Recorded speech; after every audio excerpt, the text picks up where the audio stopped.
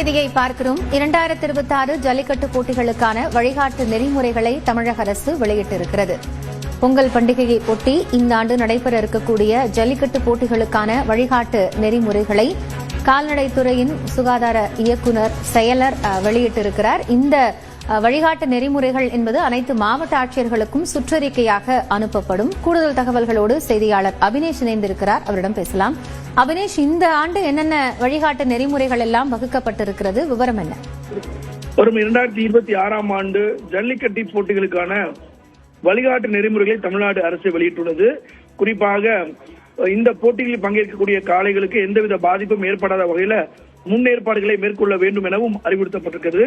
குறிப்பாக இது தொடர்பாக கால்நடை பராமரிப்புத்துறை செயலாளர் சுப்பையன் அனைத்து மாவட்ட ஆட்சியர்களுக்கும் இது தொடர்பான சுற்றறிக்கை அனுப்பியிருக்கிறார். குறிப்பாக காளைகளுக்கு தீங்கு இருக்கக்கூடாது. விலங்கு வகை தடுப்பு சட்டத்தின் விதிகளில் குறிப்பிட்டுள்ளபடி காளைகள் மற்றும் கால்நடைகளுக்கு எந்தவிதமான தீங்கும் ஏற்படாத வகையில் ஜல்லிக்கட்டு போட்டிகள் நடைபெற வேண்டும் எனவும், ஜல்லிக்கட்டு போட்டிகளை நடத்துவதற்கு அதில் தொடர்புடைய துறைகள் அனைத்திலும் அதிகாரப்பூர்வ குழுக்கள் முன்கூட்டியே அமைத்திருக்க வேண்டும்.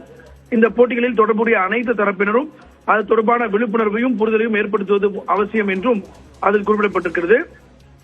ஜல்லிக்கட்டு போட்டி தொடர்பு இல்லாத இடங்களில் அத்தகைய போட்டிகள் நடத்த கோரி சமர்ப்பிக்கக்கூடிய விண்ணப்பங்கள் எதுவும் பரிசீலிக்கப்படக்கூடாது. தேவையற்ற குழப்பங்கள், தவறுகளை தவிர்க்கவும், ஒழுங்குமுறையுடன் போட்டிகள் நடத்தவும் விதிகளை சரிபார்க்கக்கூடிய செக்லிஸ்ட் என்பது செய்திருக்க வேண்டும். மருத்துவ குழு, அந்தந்த மாவட்ட நிர்வாகம், வருவாய்த்துறை, கால்நடை பராமரிப்புத்துறை, மக்கள் நல்வாழ்வுத்துறை உள்ளிட்ட துறைகளோடு இணைந்து அந்த விழா குழுவினர், காளைகள் உரிமையாளர்கள் என அனைத்து தரப்பினருக்கும் அந்த வழிகாட்டுதல் என்பது வெளியிடப்பட்டிருப்பதாகவும் குறிப்பிடப்பட்டிருக்கிறது. அந்த அடிப்படையில் போட்டி களத்துக்குள் பார்வையாளர்களும் வெளிநபர்களும் வீரர்கள் அல்லாத பிறரும் இருக்க அனுமதி இல்லை என்றும், அதனை உறுதி செய்ய வேண்டிய பொறுப்பு என்பது காவல்துறைக்கு உள்ளது என்றும், இது போன்ற வழிகாட்டு நெறிமுறைகளை 2026 ஆண்டு பொங்கல் பண்டிகையை முன்னிட்டு நடத்தக்கூடிய இந்த ஜல்லிக்கட்டு போட்டிகளுக்கு தமிழ்நாடு அரசு அந்த நிறையான வழிகாட்டு நெறிமுறைகளை வெளியிட்டிருக்கிறது.